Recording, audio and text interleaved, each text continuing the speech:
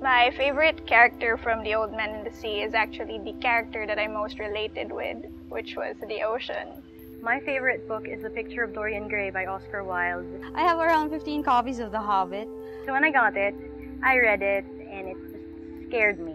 I would ask my friends to read it, and I wouldn't mind if they wouldn't give it back, so don't tell them. It strengthened that bond with water that I grew up in an island. I grew up in Mactan in Cebu. That book is almost a guilty pleasure.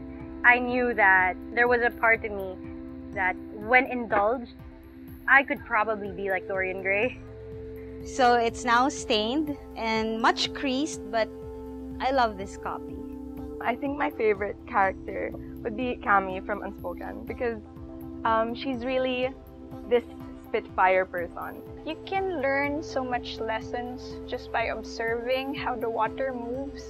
Because he's not exactly an ideal, you know. He's not the hero of the novels.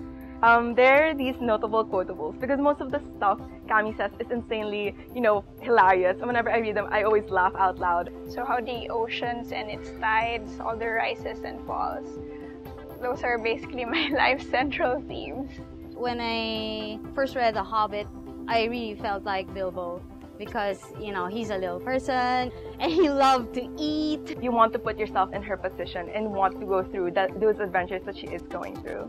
Here, sink or swim, that brings you back to how I see my life as like traversing a great body of water, or me specifically being like the ocean.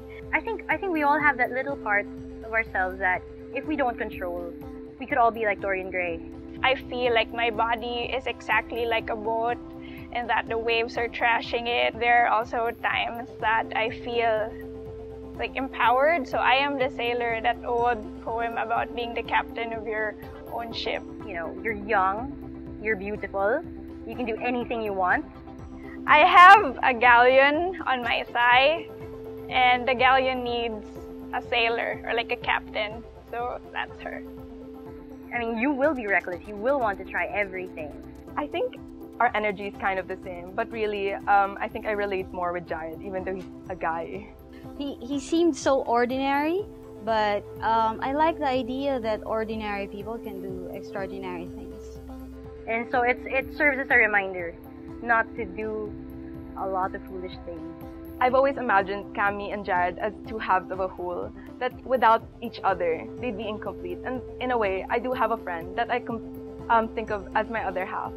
Maybe there's something tookish about me also. And once in a while, I do enjoy an adventure. They think we're sisters because we're always together, or, we do have the same kind of attitude. When I look at reading, it's like having a menu of options for all the lives that you could have had but didn't. And it helps, going back to your life, looking at the other possibilities, it helps you move forward with your own.